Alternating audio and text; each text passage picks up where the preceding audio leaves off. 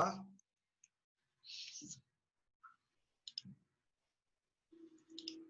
Vamos lá.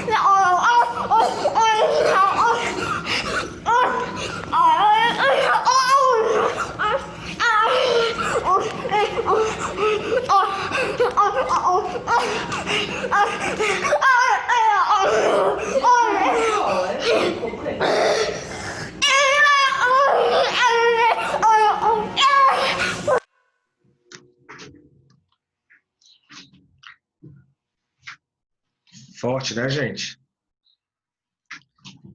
Mexe assim com o nosso emocional, esses vídeos. E a gente tem que estar preparado para se deparar com essas situações na clínica.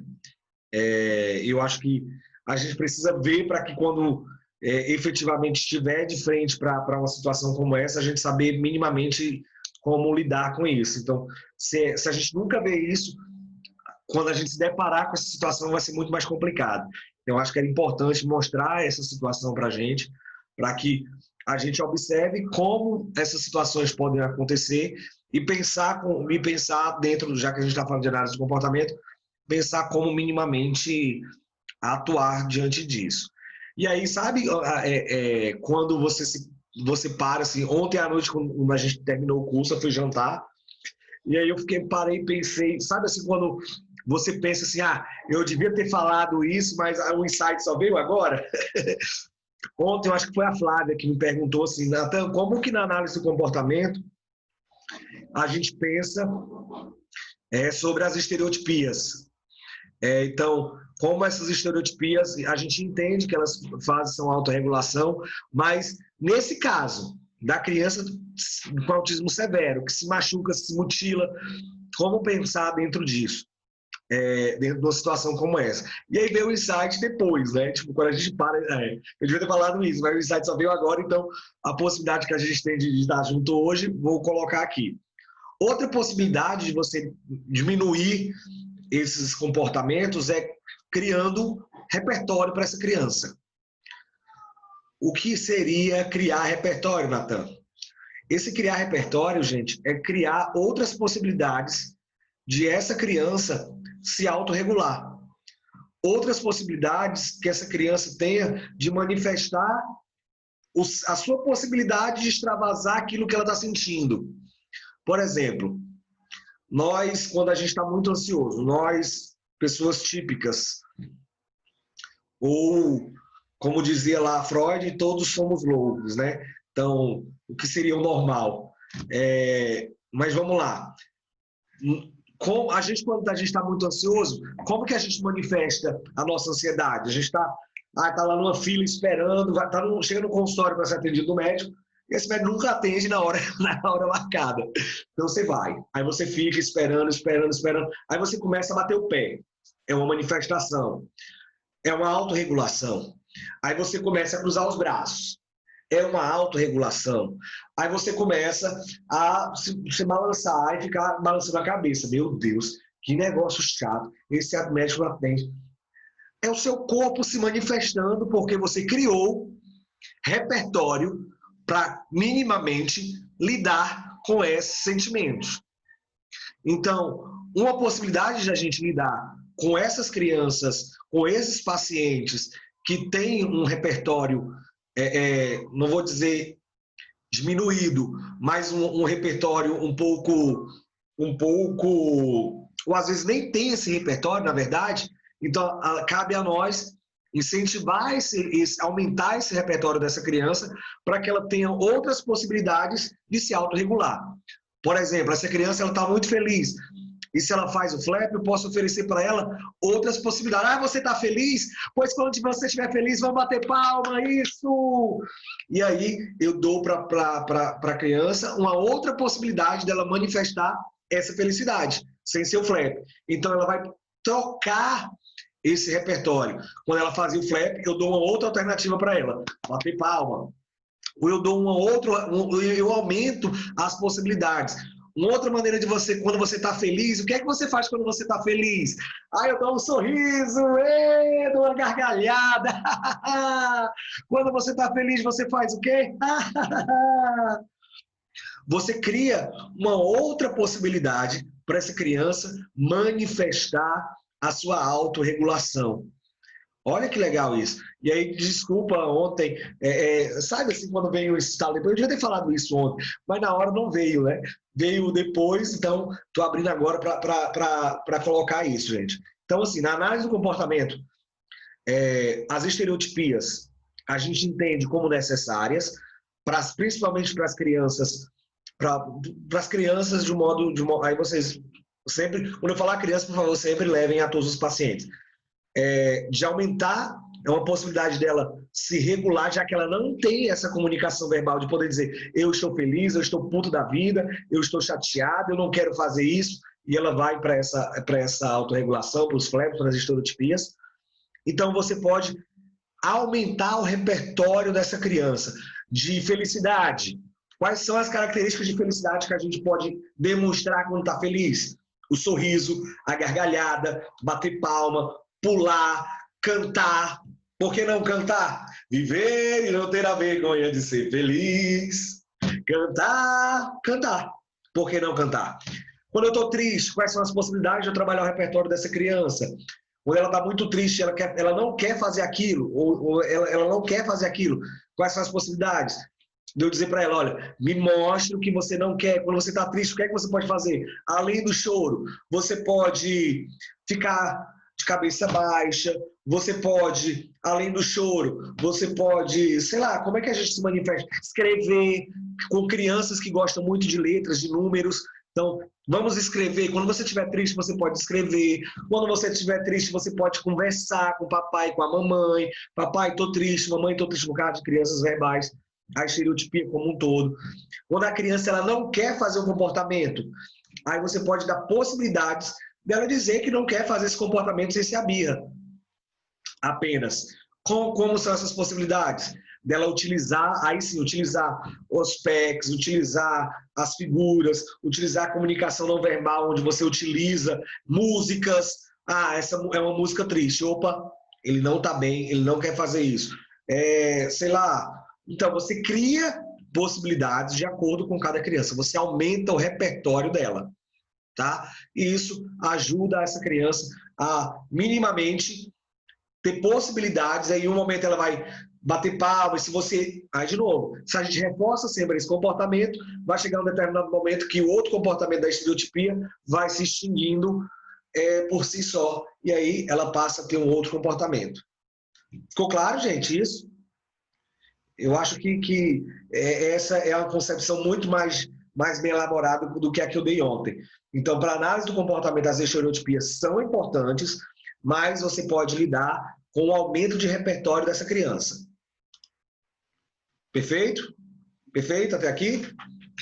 Aí vamos lá. No caso desse vídeo que a gente viu agora, o que é que vocês me falam sobre ele? Quais são os conceitos da análise do comportamento que a gente percebe dentro desse outro vídeo, desse último vídeo, já com a criança, já com a menininha?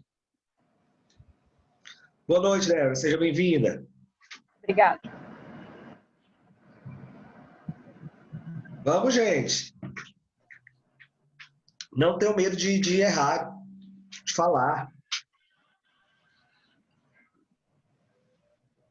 Só eu falo, vamos lá. Já tem a luva que está sendo usada ali para ela não se machucar, né? Não punindo ela de estar se mordendo, né? Mas eu acho que para ela se cansar, ela vai gastando essa energia até se cansar. Então aí coloca a luva nela para ela não se morder. E aí perceba que, tipo, pode ser um comportamento de extinção, porque essa criança, ela vai até ela se exaurir as forças dela e ela para. Ela tenta, não consegue, aí ela, cansei. Aí ela vai.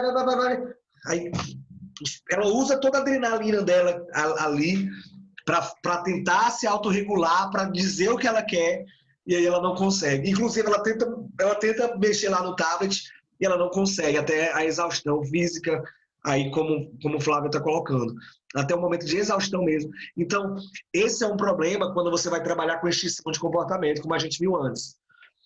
Se eu quero extinguir um comportamento, aí no caso, o que é que esses pais fizeram para essa criança para extinguir o comportamento de morder? Eles colocaram a luva, para que ela não se machuque mais. Então, se eu coloco uma luva, teoricamente ela vai se morder. Só que até ela não se morder, eu preciso estar preparado para esses picos de crise que essa criança vai ter, de tentar, imagine só, gente, como fica o físico mesmo nessa criança, se ela tem 3 momentos de crise como essa durante o dia, que ela quer extravasar o que ela está sentindo, a mordida talvez fosse para ela se regular, porque ela não consegue dizer o que ela está sentindo. E aí eu diminuo isso colocando uma luva nela. Isso é uma punição. Isso para que eu tenha uma extinção no comportamento de mordida. Só que imagina a exaustão dessa criança. Será que essa criança vai render em alguma terapia? Fisicamente, psicologicamente? Será que essa criança... É muito difícil, gente. É muito difícil. Então, trabalhar com extinção de comportamento, a gente precisa ter muito cuidado por conta disso. Porque as situações, elas são...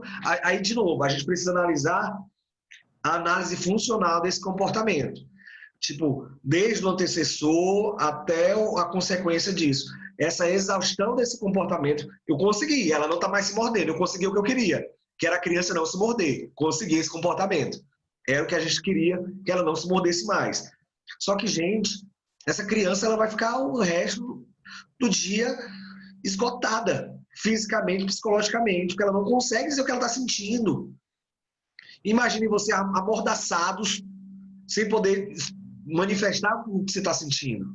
Entendem? Então a gente tem que ter muito cuidado com isso, quando você vai trabalhar com a extinção. Sabe, você, olha, eu não quero que meu filho se morda, e aí eu vou colocar... Então a gente precisa ter muito cuidado com isso.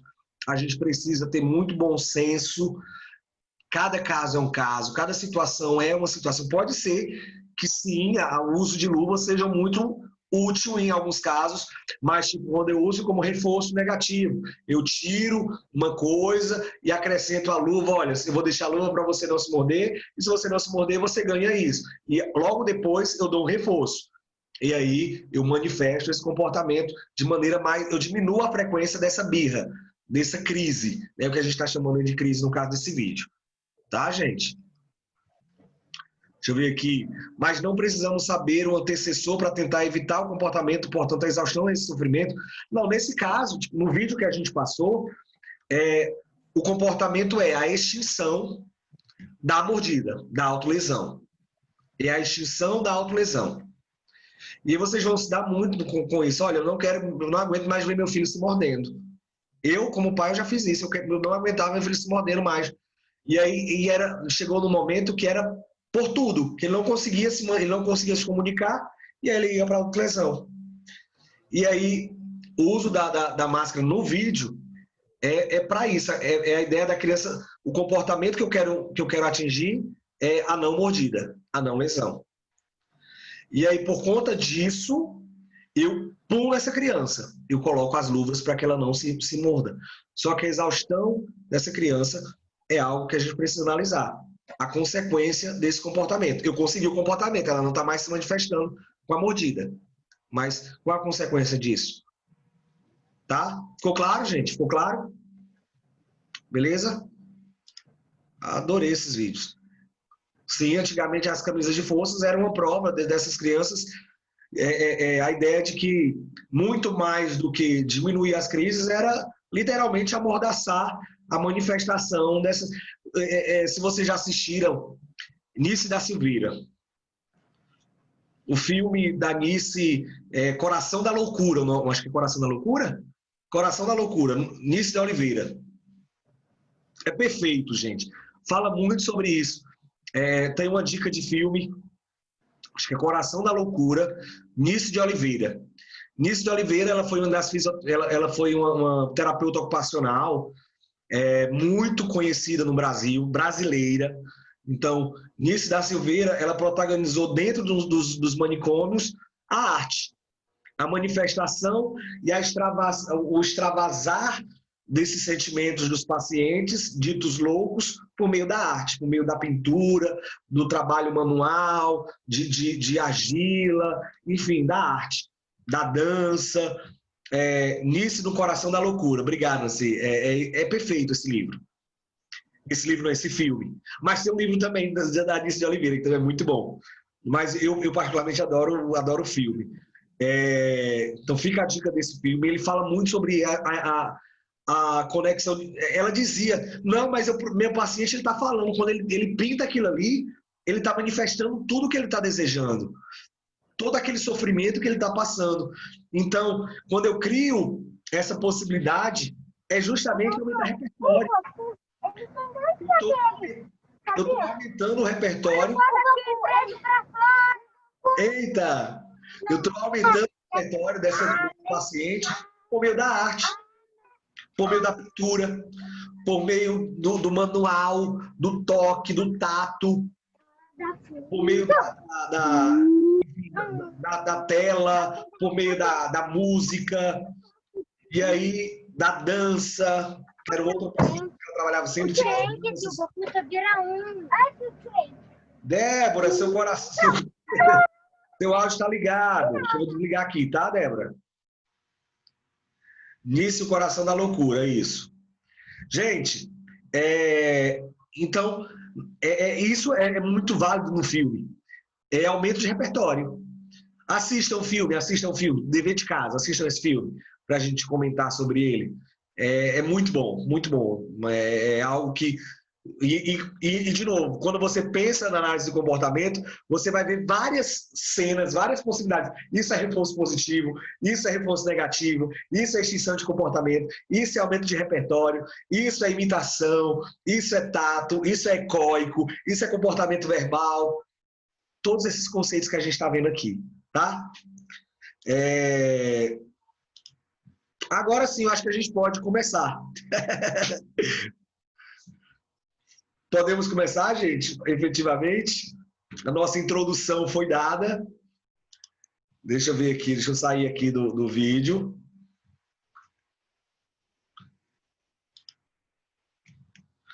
E aí a gente vai adentrar efetivamente no nosso conteúdo hoje. Que eu até passei para vocês aí. Deixa eu botar aqui e compartilhar tela. Vamos lá. Bom, gente, feita a nossa introdução sobre esses momentos que eu particularmente, isso mexe com o meu coração, isso me faz ver cada dia assim a importância do nosso trabalho, a importância do nosso papel diante de crianças de casos como esses. Espera que ele está pensando aqui. Pronto. Oi? Então, a gente vai falar hoje... Vocês estão vendo a tela partilhada, gente? Tá. Então, a gente vai falar hoje sobre comportamento verbal. Travou aqui.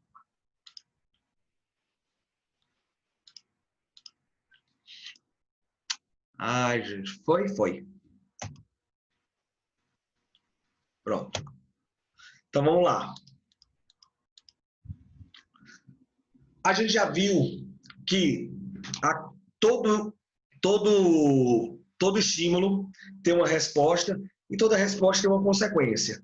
E essa consequência, a gente tem a possibilidade do reforço, punição, extinção, que a gente quer eliminar esse comportamento antecessor. Então, por exemplo, quando a criança chorou, eu tenho a consequência satisfatória de ganhar um sorvete.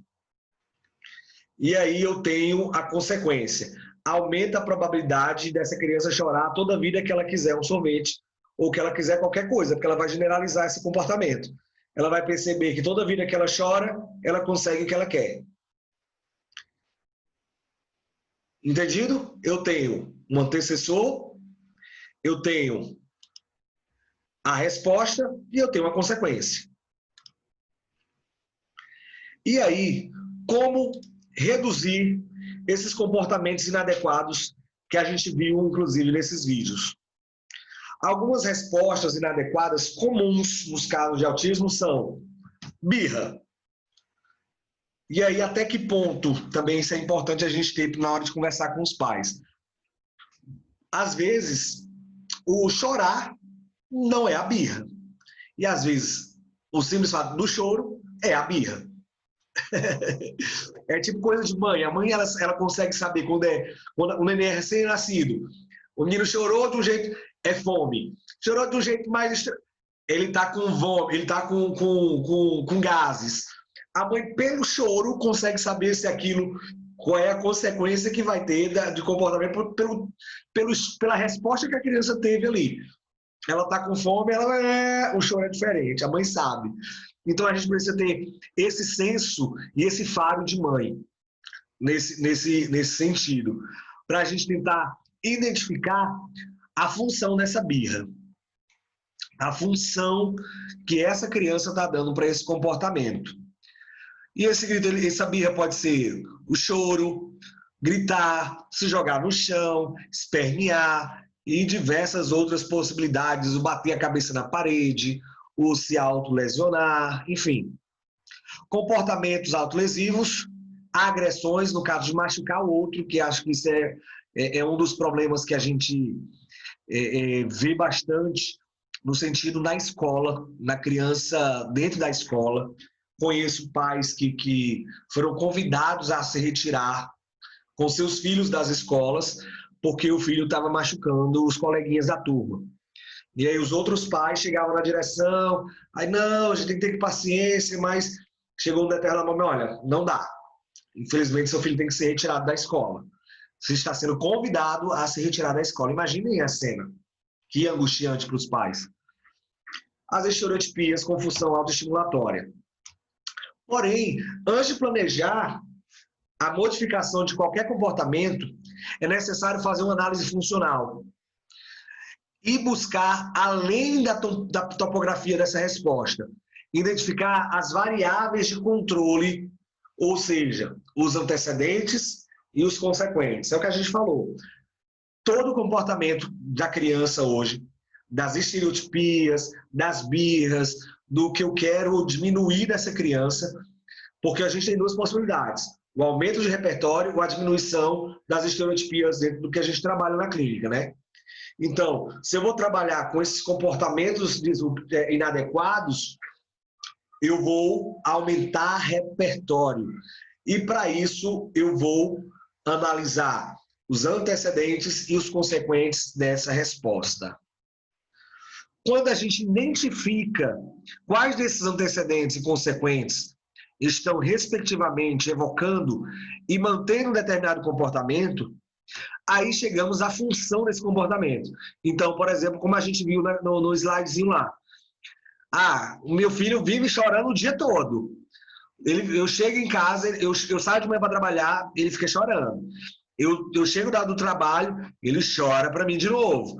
Eu não aguento mais, é o dia todo chorando. Só que toda vida que o menino chora, o pai não aguenta, aí o pai dá o celular. Aí o pai não aguenta, aí o pai bota na TV. Aí o pai tá cheio de coisa para fazer, aí ele dá. Ou seja, a criança já entendeu que o chorar é o que ela consegue tudo. Tudo. E se ela consegue tudo com os pais, ela vai chorar na clínica, ela vai chorar na escola, porque ela vai generalizar o comportamento pensando que em todo canto ela vai conseguir tudo que ela quer com o simples fato de chorar. Tá claro, gente, isso? Porque aí, quando a gente altera esses eventos antecedentes e consequentes, aí a gente altera o comportamento aumentando a frequência do que for adequado e diminuindo a frequência do que for inadequado. E aqui, esse inadequado, de novo, a gente tem que ter cuidado, como eu já falei, no sentido de, se essas estereotipias são inadequadas para os pais, né, a gente vai analisar a função desse inadequado, dessas estereotipias, se for para a criança realmente recém-regular, enfim, a gente já falou sobre isso. Um exemplo aqui sobre comportamento inadequado.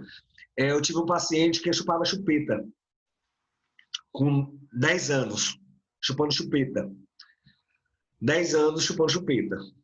Menos, não, tranquilo. Eu disse assim, não, o paciente chupava chupeta. Beleza, até aí, mas ele tinha 10 anos já. E aí era algo de, imagina, a criança sai para o shopping com a chupeta na boca, vai para o restaurante de chupeta na boca, na escola, e aí como diminuir? Os pais chegam, olha, preciso, me ajuda a tirar essa chupeta desse menino. Vamos lá. Quando vamos analisar a função. Quando que ela usa, que essa criança usa a chupeta? Ah, ele usa a chupeta quando ele está, por exemplo, quando ele está na aula. Ele quer passar a aula inteira com a chupeta na boca. Tá, e como que é essa aula? Vamos analisar o ambiente. Como que é essa aula?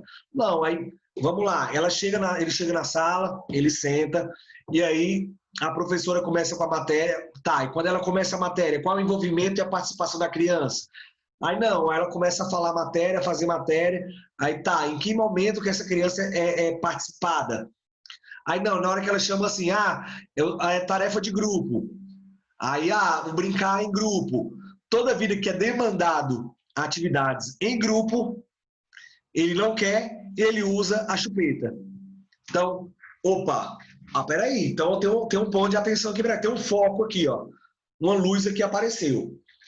Ele usa a chupeta quando ele é evocado por alguma coisa, no sentido de atividades em grupo, e aí ele não quer, ele usa a chupeta. Então a gente encontrou a função do uso da chupeta.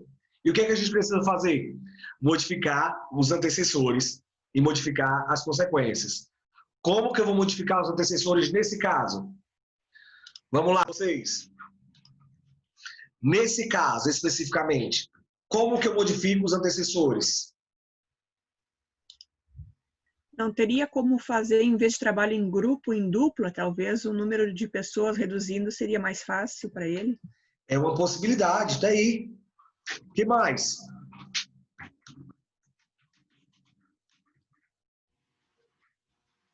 O que mais, gente? Vocês acham que seria uma outra possibilidade? Mas assim, eu colocando em dupla, mas aí o pai vai e chega para mim e diz assim, não, mas eu quero que meu filho se socialize com as outras crianças, por isso que ele está na escola. E aí? A premiação, né, do comportamento adequado. A gente deu um exemplo ontem, perfeito, Nancy. Eu reforçar esse comportamento, eu reforçar positivamente, olha, mas você é muito bom. Aí, por exemplo, eu pego uma coisa que essa criança gosta. Por exemplo, ela gosta de quebra-cabeça. Então, o que é que eu faço? Eu crio uma atividade para essa criança, onde, por exemplo, eu estou trabalhando geografia, é um trabalho de geografia. E essa criança, olha, vocês precisam montar aqui o mapa da América Latina. Vamos lá, o mapa da América Latina de quebra-cabeças. O João, ele é muito bom com quebra-cabeças, viu, gente? Vocês precisam ver que ele sabe montar o quebra-cabeça inteiro e ele é muito bom nisso. Eu reforcei, eu dei um reforço positivo, um ponto de interesse dessa criança para a atividade, e aí ela vai se sentir incluída, ela vai se sentir participante e, ao mesmo tempo, motivada a estar ali, a estar em grupo. Então, outra coisa que a gente falou antes, no sentido da gente identificar quais são as motivações dessa criança. Então, essa criança gosta muito de cantar. Então, o que é que eu vou fazer? Eu vou pegar uma atividade onde essa criança vai poder cantar dentro da aula. Atividade dentro do grupo. Gente, olha só, vocês vão precisar fazer uma paródia aqui para mim. E o tema é... o que é uma paródia? Paródia é uma música em cima de um funk, de uma música que vocês conheçam aí, sobre a tabela periódica. E olha só, eu sei que no grupo o João é um cantor nato, ele adora cantar, gente. Ele faz até aula de musicoterapia, vive cantando por aí. Enchi a bola do João. O João, poxa... Aí, João, pois o João agora, eu quero o João aqui na minha equipe. Vem pra cá, João, pra tu cantar com a gente. Eu reforço o comportamento, eu reforço o motivador, eu reforço o egóico dessa criança, que acho que é uma palavra importante, eu reforçar o egóico dessa criança, valorizando o que essa criança tem de potencial. Eu encontro, eu trabalho, eu mantenho a socialização, que é o que eu quero trabalhar para essa criança autista, que ela trabalha em grupo. Eu melhorei o antecedente, eu melhorei a consequência, eu encontrei a motivação com um simples comportamento, com uma simples função da chupeta, querendo extinguir o uso da chupeta. Olha aí que perfeito, que mágico. Qual é a situação? Extinguir o uso da chupeta. Como que eu consegui isso nesse caso? Fiz a análise funcional do uso da chupeta, identifiquei o que causava esse uso da chupeta antes, encontrei os antecessores. Quando que ele usava a chupeta? Quando ele era submetido a trabalhos em grupo, E quais eram as consequências disso? Ele ficava isolado, ele não queria ficar no grupo. Então eu identifico essas situações e, a partir daí, eu desenvolvo um plano de ensino. Eu desenvolvo um plano para essa criança. E aí o que a gente também falou ontem, acho que a Bela me repetiu sobre isso. A gente precisa, não, acho que foi a Aline que falou sobre isso, que repetiu. A gente ensina a criança não do jeito que a gente quer, a gente ensina a criança do jeito que ela aprende. Nós ensinamos a criança do jeito que ela aprende. Então, como que a criança vai aprender? Utilizando o que motiva ela, gente. Identificando as funções do comportamento dela, das respostas dela, modificando o ambiente que essa criança está inserida. De que adianta eu simplesmente tirar a chupeta se eu só simplesmente tirar a chupeta por tirar? Essa criança ela vai continuar incluída? Ela vai continuar trabalhando na socialização? Pelo contrário, ela vai encontrar aí o que é que acontece muitas vezes. E aí a gente tem que ter cuidado quando a gente vai tirar um comportamento de um paciente. Quando eu simplesmente tiro a chupeta, não dou mais a chupeta para ela, ela não vai levar a chupeta para casa, para a escola. E aí o que é que essa criança vai acontecer? Ela vai passar o dia chorando. Ela vai encontrar uma outra possibilidade de manifestar aquilo que ela está querendo, que é não estar no grupo. E ela vai chorar, e o que é que vai acontecer? A professora vai tirar ela de sala, porque a atividade precisa acontecer e a criança não para de chorar. Então, funcionou aquilo que a criança queria. Entendem a importância disso, dessa análise funcional, nesse simples caso. E é isso, gente. Na clínica musicoterápica, a gente precisa pensar. Esse é tipo assim, é a chave do tesouro, sabe? É a luz, é o pote de ouro no final do arco-íris. Qual a diferença? O que vai fazer vocês como musicoterapeutas ou como profissionais diferenciados? Pensar análise do comportamento aplicada dentro da sua clínica, dentro do seu fazer terapia. Para eu pensar o comportamento que eu quero trabalhar ou tirar dessa criança, eu pensar isso, por exemplo, a criança chegou na clínica para mim, eu não consigo fazer nada com ela, e o pai disse, olha, eu não consigo, mas essa criança me apresentou, ela só quer saber de número. Ela já me disse qual é o reforçador dela, gente. Ela me disse, é número. Então, eu vou trabalhar com número. Essa criança só quer saber de ficar balançando. Então, eu vou cantar, vou botar ela no balançador e vou trabalhar com ela no balançador. Aí, vou lá. Qual canção que tem de balanço? Deixa eu ver. Vamos balançar, vamos balançar, vamos balançar até o João falar. Aí eu paro. Olha só que sacada. Aí eu paro o balanço. E aí eu espero uma resposta. A criança adora se balançar, gente. Então, eu dei o comando, eu dei o reforço motivador que ela gosta, que é o balanço. E aí eu espero ela responder. E ela vai falar. Eu pedi o que ela precisava fazer, falar. Ela vai dizer, Yuhu! Vamos balançar. Olha que perfeito. Eu consegui o comportamento, eu consegui o que eu queria, eu encontrei o motivador naquilo que a criança quis e eu atingi o meu objetivo, que era me conectar com ela. Me conectar. Essa palavra, aí de novo a questão das palavras-chave. Conexão. Quando a gente encontra essa conexão com o paciente, tudo flui. Tudo flui. Esse ponto de conexão que a gente precisa identificar. Ó, eu tô todo aqui de Capitão América, porque é o meu ponto de conexão com o meu paciente de hoje. Ele adora esse negócio. Então eu chego lá de super-herói. E ó, não é só na frente não, atrás também tem, porque ele acha que eu sou o Capitão América mesmo. Ele, não, Tirata, mas você não é o Capitão América, porque o Capitão América tem um escudo. Aí eu, já que o escudo é muito pesado, como é que eu vou andar por aí? Ele é feito, aí ele fala, ele é feito de vibrânio, né? Pois é, você tem noção de quanto pesa um vibrânio? Já pensou em eu andar de carro com esse vibrânio? Na hora que eu passar por o elevador vai cair, porque ele é muito pesado.